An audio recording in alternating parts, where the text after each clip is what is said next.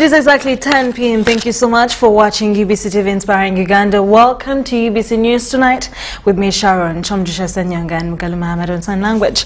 Let's take a look at our top stories of the day.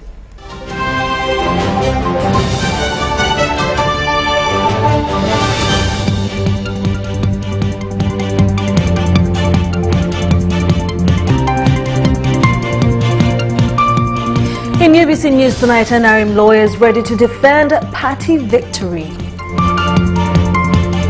Still to come, Kasese Diocese ordains 12 priests and 4 deacons. UBC News Tonight, Pastor Chiwede repents, rebaptized and asks for forgiveness.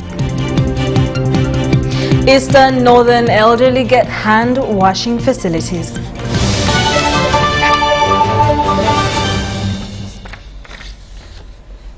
A warm welcome to UBC News Tonight. My name is Sharon Kyomugisha once again with Mugalu on sign language. In our top stories of the day, the National Resistance Movement Party legal team says they're ready to defend Yoweri Kaguta Museveni's victory. This is after a loser in the 14th of February 2021 elections, Robert Kyagulanyi, sent him in petition court over the legality of the results. This was at a press briefing held at NRM Party Secretariat. Watch.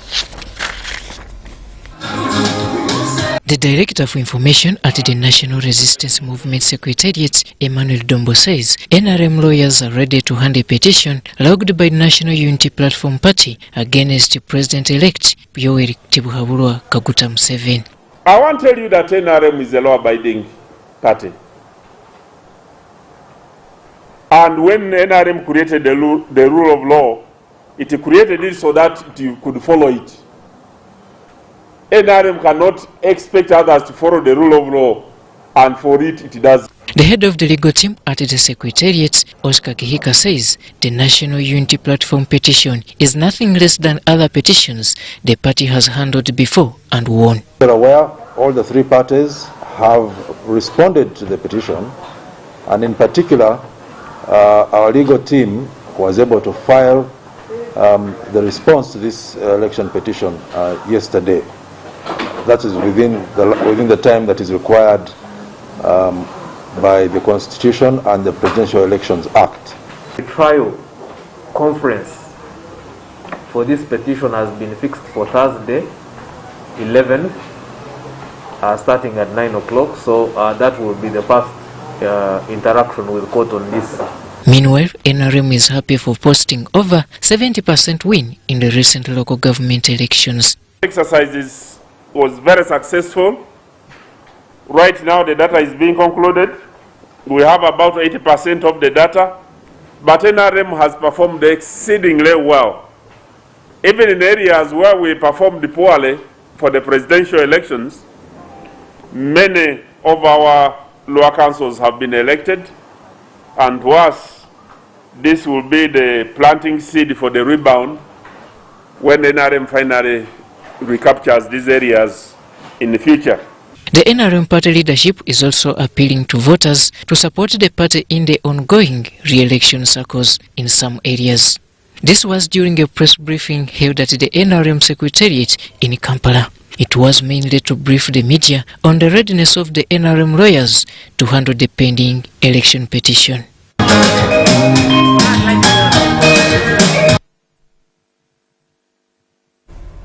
The Minister for Information, Communications and Technology, Judith Nabakoba, has appealed to parents and guardians to prepare semi-candidates ahead of the resumption of classes on the 1st of March 2021. Now, Nabakoba, who was addressing the media in Mitiana district, noted the increasing cases of child labor, and as a result, many may not be ready for studies. Details follow. President Yoweri Kaguta Museveni and the First Lady, Janet Kataha Museveni, recently announced the reopening of schools a year after they were closed down due to the fear of COVID-19. Open in March in a staggered way. Government is now convinced that the model phased reopening of schools and institutions of higher learning is the only way to go. Since the resumption of schools, of candidate classes last year, the country has registered no serious case. The country hasn't registered any serious case of COVID-19 among its students.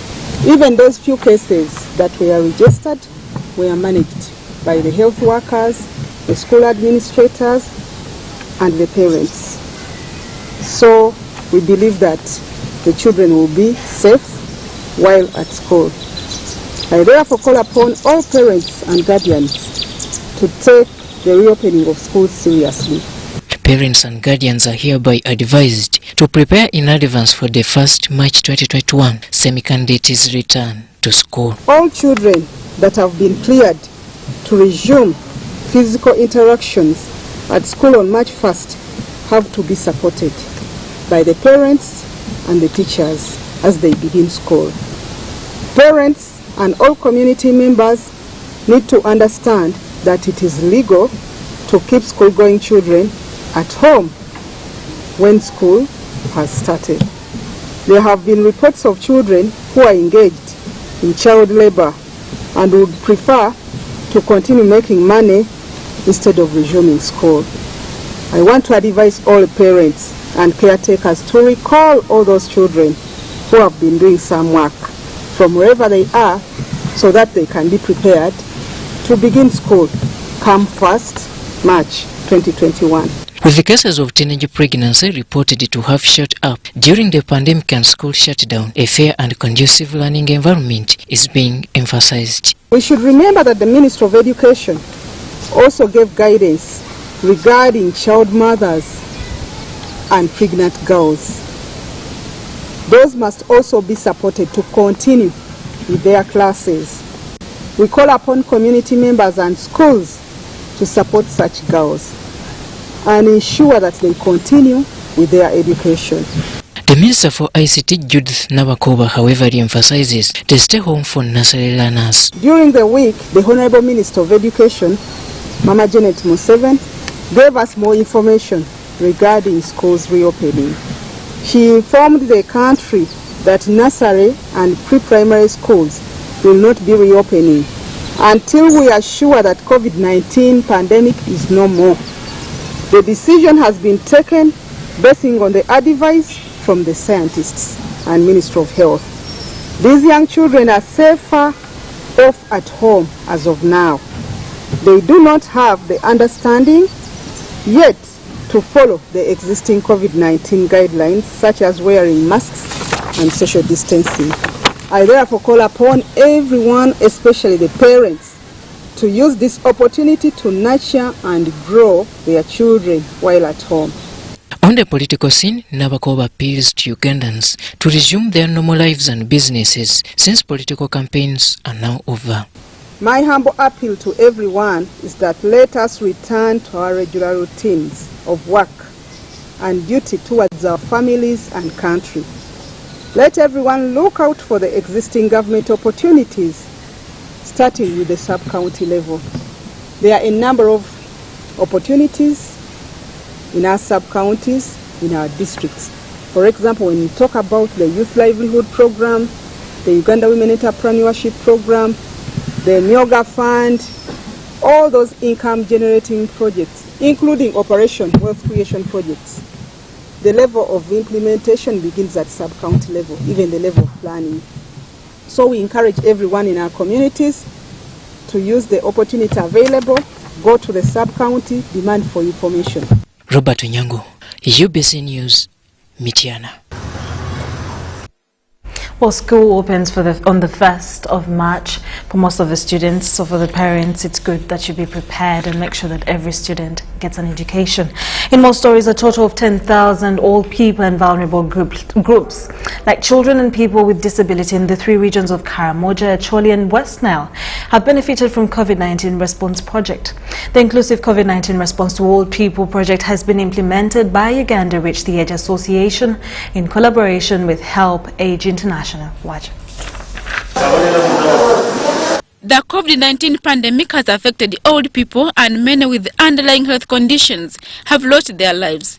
Efforts are now being directed towards ensuring that old people and other vulnerable groups are protected from acquiring COVID-19. Uganda Reach the Age Association and Help Age International have implemented the inclusive COVID-19 response to old people project in the 3 regions of Karamoja, Acholi and West Nile. Under the project, the 5 districts of Nakapiriprit, Abim, Gulu, Nebi and Ajumani have received COVID-19 response items and hand-washing facilities and masks. Hand-washing facilities have been distributed to churches and mosques. We felt like we should reach down and provide this facility to everybody in the community and put it in busy places like churches and then mosques, places of worship, and then markets. This has enabled, because there's a lot of water, there's enough soap, you don't need to pour or someone to pour for you. The facilities, you step on it, there's soap available, water is available, so it's easily accessible by older people and persons with disabilities. A total of 10,000 old people and other vulnerable groups in the 5 districts have benefited from the project. Call upon the older persons through their structures to continue preventing themselves, to continue following the Ministry of Health guidelines, to stay home as much as they can, to keep the distance, to use the face masks that we have given them, and to wash their hands as frequently as they can. The beneficiaries commended Uganda, the Aid Association and Help Age International for reaching out to them. We should be aware that COVID-19 is preventable, and government of Uganda and the health institutions have come out with the standard operating procedures that should help us to be able to prevent COVID from attacking us. And many of them are basic hygiene requirements like hand washing or sanitizing. We really appreciate you brought for us the washing facility, you brought the soap and other things. Otherwise, we wish the project to continue. The Ministry of Gender, Labour and Social Development admits that old people need to be prioritized in COVID-19 response. Studies have shown that COVID-19 affects older persons more than any other age group. People who are beyond 60 years and above. And as you know, people, when they reach such age, many underlying health effects, diseases, conditions come in. Most of them have hypertension, diabetes, and these are the breeding ground for COVID-19. So we need to really work very hard to ensure that older persons are protected against COVID-19. The beneficiaries have also been sensitized on how to prevent the spread of COVID-19. Adiana Kuti, UBC. Thank you so much, Adiana. In more stories, Namirembe's Christian Fellowship founder, Professor Simeon Kaiwa, has rebaptized and offered repentance ceremonies for Pastor William Paul Mwanguzi, famously known as Pastor Chiwede. Now, Pastor Chiwede said his past is history and is a new transformed man ready to spread the gospel. Watch.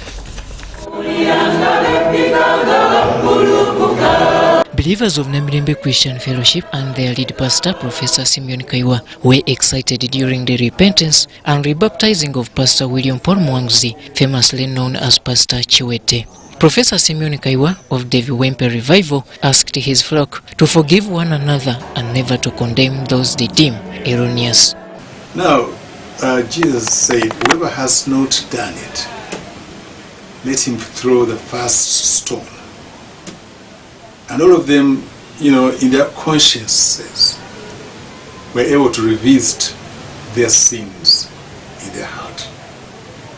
Because Jesus knew it, but that righteousness with which they were condemning and throwing stones was fake and was on the outer, but in the inner, they were exactly like her. Professor Kaiwa asserts that Pastor Chiwede is free from his sins and ready and wants him to continue with his preaching and gospel career. The things that Mwanguzi, the new one, is going to do, and which will call back the good things he did before and be added to what he's doing today. So I'm asking you kindly, leaders of churches and those that are privileged to communicate widely to others, using whatever means there is, to be kind, to know that the kingdom of God in which they're operating is not theirs. It belongs to Christ, who forgives sinners and who restores. Pastor William Paul Mwanguzi, notably known as Pastor Chiwede, asked the public to see him as a transformed person who had got lost but is now renewed. He asked his former flocks to forgive him and turn up for true gospel. The Bible says, take the first step, regard, take the move. I've taken the first step to meet the man of God. After the man of God, to meet the man of God is to already baptize me. I'm a new creature. Be serious with God, then God will bless you. You do anything you want in the name of Jesus Christ. You will succeed and God will bless you. Pastor Mwanguzi became famous because of his activities at his Pentecostal church in Entebbe, where thousands of believers gathered for miracles. Story compiled by Waiter Robert for UBC News. He says he's a changed man, and that's what matters. Prior to joining elective politics, she was into private education service, a venture she still runs to date, owning about 5 schools. Behind this success is hard work, which paved her entry into elective politics, becoming the woman member of parliament for Serere district in 2016. She may be known as the State Minister for Fisheries, but what else is not known about Helen Addo? Well, watch to find out our personality of the week. A sad-born of 9 children. Growing up as a young girl in a violence-infested locality of Teso sub-region, I was born in a village called Olepi. Is part of what defines the life and childhood of Helen Addo. 7 boys and we are only 2 girls. Not even the fact that she grew up in a family of mainly boys could pull her down. Instead, it became a source of her energy. Really, boys don't bully me because I do things like a man, like any other person.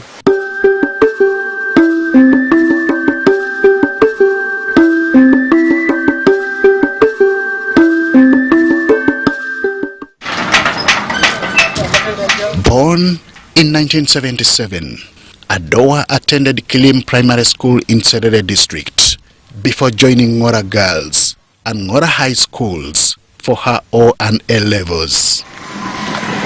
The holder of a diploma in education management is also a graduate of democracy and development, as well as a master's degree holder in governance and human rights. If I could do a PhD in education management, that would be okay for me.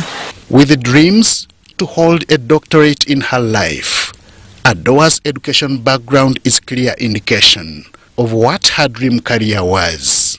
I wanted to stand in front of children, I wanted to teach them, I wanted to change children's lives. So all my life, I have dreamt of being a teacher. And I thank God he has made me to go even beyond being a teacher. It is a dream that she has lived to see, having ventured into schools, providing free education to over 500 students from within and outside Teso. My school is a very wonderful school, and my school is a school that obeys everything that the government says. I have 2 kids in this school. I have one in the S4, one in the S2. And right now even I was coming to clear off the school fees of S4 student, and they welcome me, warmly welcome. After they have left our hands here, we support them in tertiary institutions of learning, emotionally, financially, and we try to provide all the basics. And I have them in different fields. In Uganda, some of them are policemen, some of them now are teachers, others are nurses, but the majority of children that I've touched went to nursing. It is a venture that has a bearing on her upbringing, having grown up in a not so well-to-do family, prompting her to work hard. I had to borrow a bicycle from my head teacher to give my father, and that's a bicycle my father had to ride to sell fish, fresh fish, bringing from Serere to Ngora where I was studying, and out of that school fees, that's how I was able to study. It is such bravery that propelled her entry into politics, having held leadership positions right from year one of her education life. I was a class monitor for P1. P2 I was a class monitor. P3 I was a class monitor. They saw my work and nobody even wanted to change me. Now in P6 I campaigned to be a head girl and I won. Now when I went to secondary, straight away when I was just in S1, I was given the assignment of being a dining prefect. And when I was in S3, I campaigned and I won to be a head girl. When I was in A level, I campaigned and I defeated my opponent. And when she felt the time was ripe, she gave her first shot at the Serere District Woman MP seat in 2011. Unfortunately, she lost to FDC's Alice Alasso, whom she returned to unseat in 2016. But within 2 years, I had done a lot of things that even me I never expected I was going to do. I made sure that every village has a project for women, every parish has a project for youth, and every sub-county had a station for my service. Her political career went a notch higher on 14th December 2019 when the president named her Minister of State for Fisheries. People started calling me that, have you seen you a Minister of Fisheries? She may have been surprised by the appointment to the new role, but her readiness to serve was just absolute.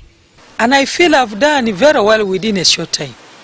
I have done within 6 months. I had reached all major landing sites in Uganda. I had reached to all lakes of Uganda.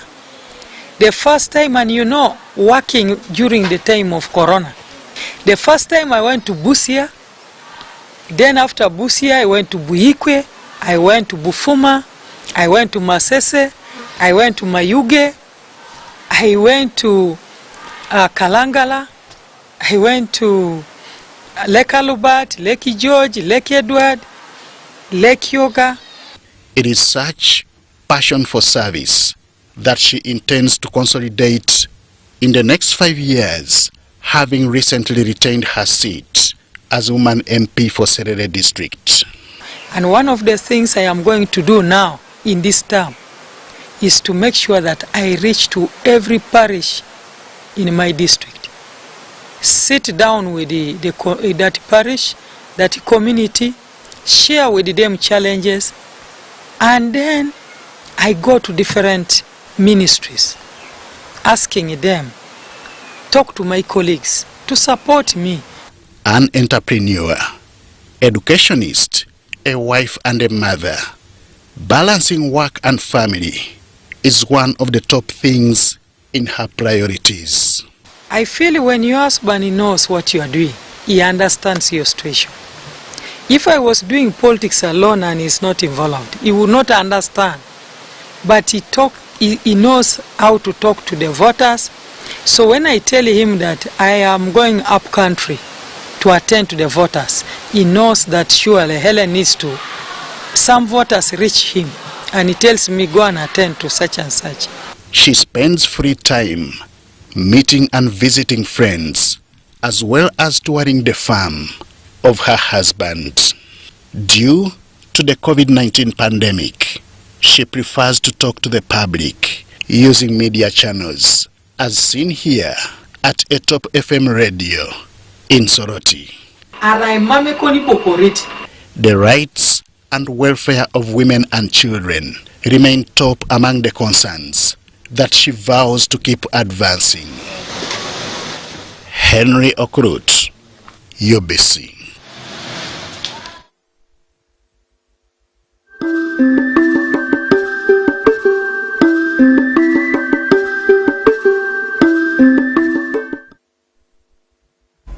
That was the Minister for Fisheries, Helen Ado, personality for this week, according to Okuru. Thank you so much for watching. We'll take a short commercial break and we'll be back with more stories from the international scene.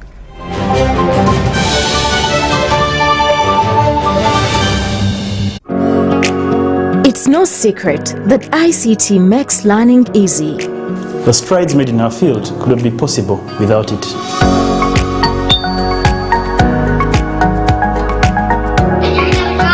And now we can watch our favorite show. My radio is my best friend. UCC provides an enabling regulatory environment and policy guidance for healthy competition.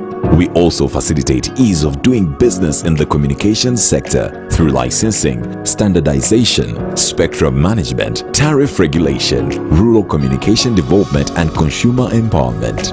An informed consumer is an empowered consumer. UCC supports local content and innovations. Driving the development of a robust communication sector in Uganda is Uganda Communications Commission. You may have heard of physical distancing. This means keeping at least 2 arms length apart from other people at all times to reduce the spread of coronavirus. But why is it so important? Without physical distancing, each person infected with coronavirus will infect 2 to 3 others. Each of these people go on to infect 2 to 3 more, who each go on to infect another 2 or 3 people, and so on. Within a month, the infection will spread from 1 to 406 people. But if each person halves the number of people they come into close contact with, the number of infections drops dramatically. Each person would only infect 1 or sometimes 2 people, and each of those infected people would only infect 1 or occasionally 2 more. So the disease spreads much more slowly. In a month, the infection would only spread from 1 to 15 people. That's the power of physical distancing. Keep at least 2 arms length distance from as many people as you can to reduce infections and save lives. That way you protect yourself, the people you love, and your country. This message is brought to you by the Ministry of Health.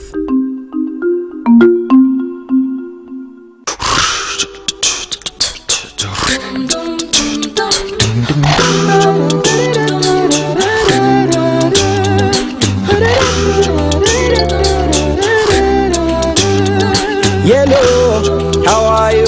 Tell me, how do you do? We're here to show some appreciation for the things you do.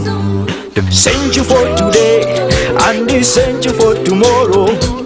Sent you for every time and everywhere you go. We love you so, and we enjoy life with you. We are happy, happy, happy to know that we will go with you. That's why we say sent you, sent you, sent you, yeah. Sent you, sent you. Sent you for choosing MTN. Use MTN mobile money, bundles or other services to get Sent you points. The more you use, the more Sent you points you get. We look forward to many more years together. Sent you. The day the world stopped was the day we found where to go.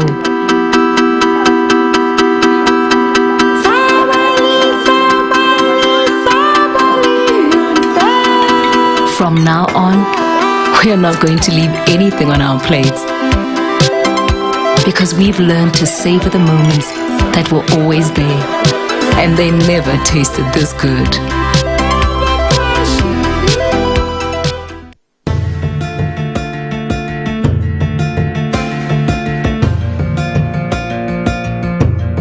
The Electoral Commission concluded local government councils elections countrywide for city, district chairpersons and councillors, municipality and city division chairpersons and councillors, councillors representing special interest groups to district, city, local government councils and sub-county, town, municipal division chairpersons and councillors.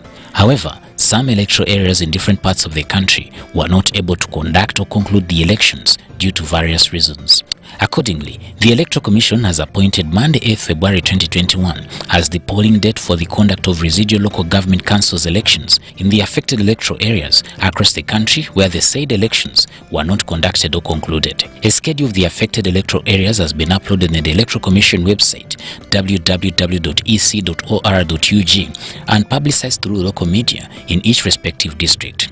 The Commission calls upon political parties, candidates, their agents, and registered voters in the affected areas to turn up in big numbers and participate in the above electoral activity in accordance with the guidelines of elections of their respective positions.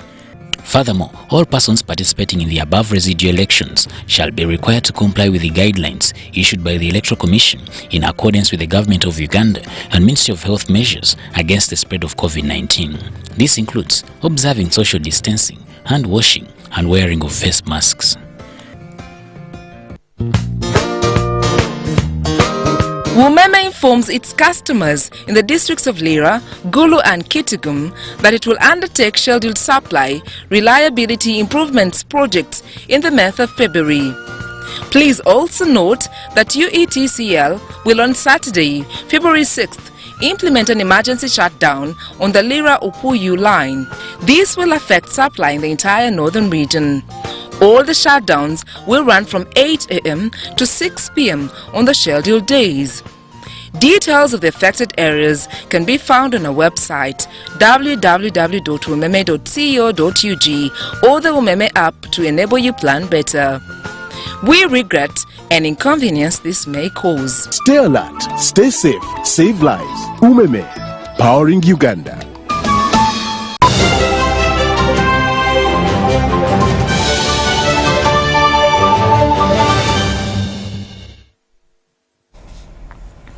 You're still watching UBC News Tonight. From the international scene, the 34th Ordinary Session of the Assembly of the African Union kicked off virtually on Saturday amid COVID-19 concerns, a joint commitment in the fight against the pandemic. The AU Summit is being held under the theme of Arts, Culture and Heritage. Levers for building the Africa we want. Cyril Ramaphosa, President of South Africa, who is also the outgoing chairperson of the AU, told the virtual opening session that the AU has made huge progress in fighting against the COVID-19 epidemic and in sustainable development. He also praised the African Continent Free Trade Area, which commenced on January 1st this year, saying that the agreement will promote the economic development of the continent after the pandemic. Musa Faki Mahamat, chairperson of the AU Commission, also stressed the importance of common development of African countries through culture and arts heritages. During the two-day 34th AU Summit, the Democratic Republic of the Congo will officially take over the rotating chair of the continental bloc from South Africa, according to the AU.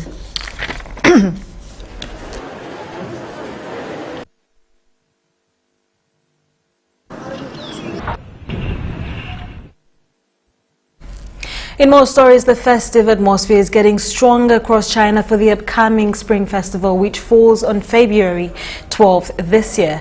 Lanterns featuring the charm of the Tang dynasty and other festive elements, and light decorations began to illuminate the night of Jian, capital city of northwest China's Shaanxi province, on Thursday, combining modern technology with traditional cultural elements to greet the upcoming Chinese Lunar New Year.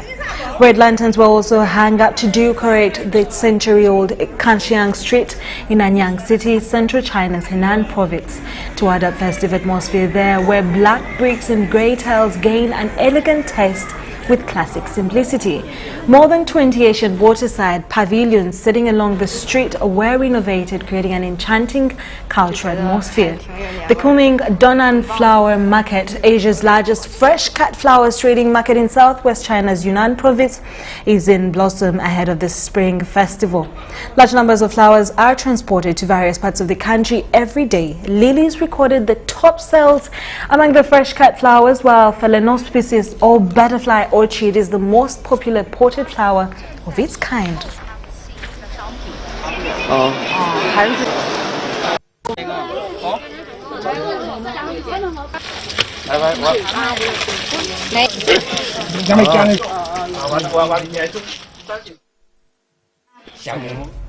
While Zimbabwe's national lockdown has shut down a number of businesses at a weekend fair in the capital city of Harare, locals have an understanding view to the measures as the daily infection numbers have recently dropped significantly.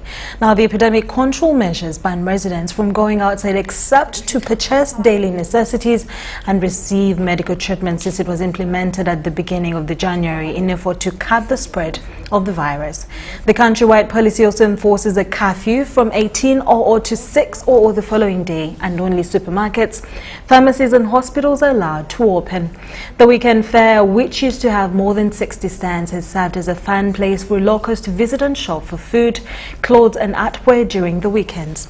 However, the lockdown has reduced the number of stands down to 18 as only food is allowed to be sold to customers. The number of walk-in clients has reduced, but there are still customers that are ordering our mushrooms that need home delivery.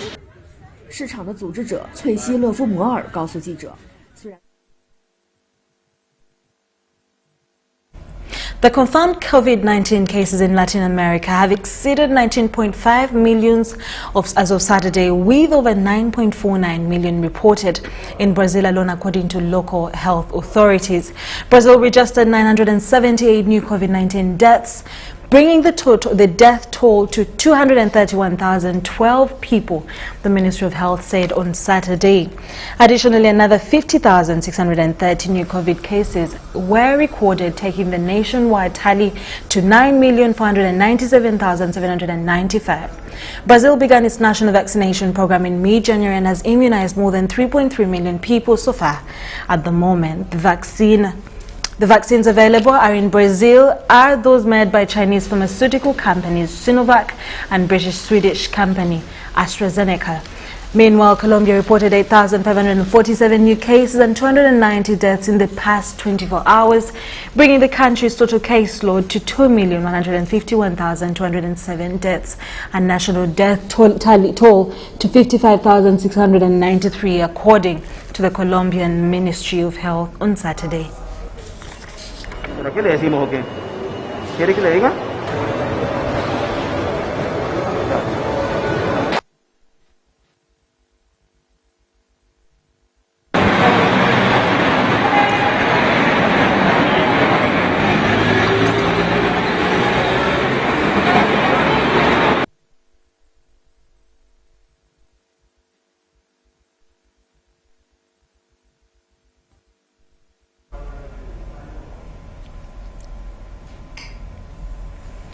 Myanmar has seen its largest protests in more than a decade as tens of thousands of people rallied against the military coup and demanded the release of elected leader Aung San Suu Kyi. Now, we don't want military dictatorship, we want democracy, the crowds chanted in the main city, Yangon. Rallies were held in more than a dozen other cities. Internet access has now been restored after a day-long blackout.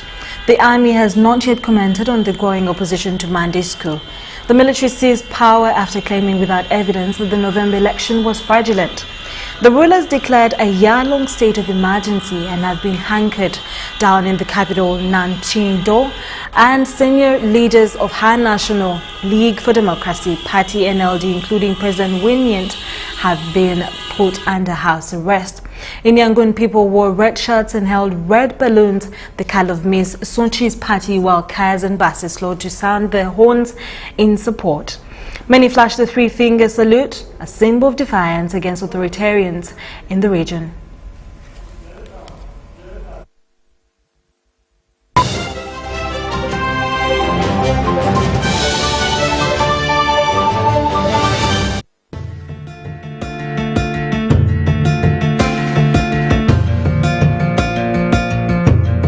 The Electoral Commission concluded local government councils elections countrywide for city, district chairpersons and councillors, municipality and city division chairpersons and councillors, councillors representing special interest groups to district, city, local government councils and sub-county, town, municipal division chairpersons and councillors. However, some electoral areas in different parts of the country were not able to conduct or conclude the elections due to various reasons. Accordingly, the Electoral Commission has appointed Monday 8 February 2021 as the polling date for the conduct of residual local government councils elections in the affected electoral areas across the country where the said elections were not conducted or concluded. A schedule of the affected electoral areas has been uploaded on the Electoral Commission website www.ec.or.ug and publicized through local media in each respective district.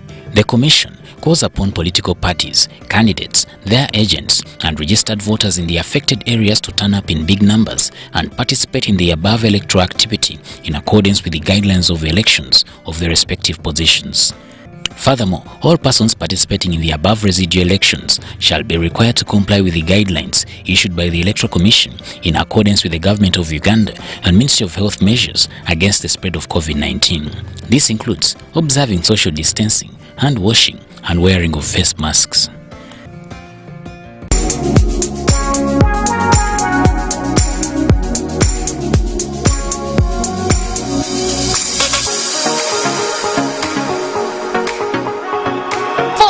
Shopping needs, come to Capital Shoppers. We have a variety of items like foods, garments, cosmetics, and all sorts of drinks. Enjoy your shopping experience at affordable prices in our fully stocked branches in the following areas: Ntinda Station Road, opposite Makere Business School along Port Bell Road, Duster Street opposite Nakasero Market, and Garden City on Yusuf Lule Road. To all our customers and suppliers, we thank you for your continuous support. Stay safe, wash your hands, sanitize, and wear your mask always.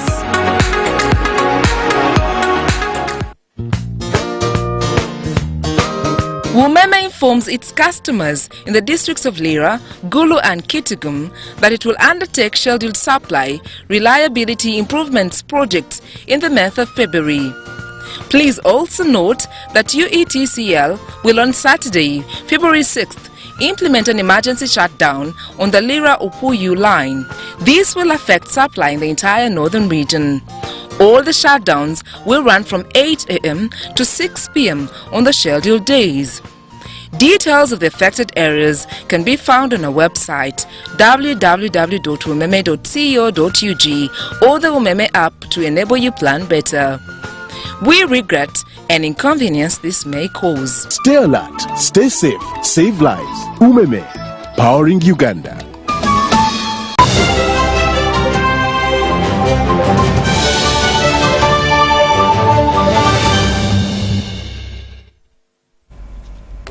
Well, thank you so much for watching UBC News Tonight with me, Sharon, Kyomugisha and Mugalu Muhammad on Sign Language. Do follow us on our social media platforms and follow me on my social media platforms. That's at Sharon_Kyomugisha, one on Twitter, Sharon Kyomugisha on Instagram, and Sharon Kyomugisha on Facebook. Thank you so much for watching. Have a lovely night and a great week ahead of you. God bless.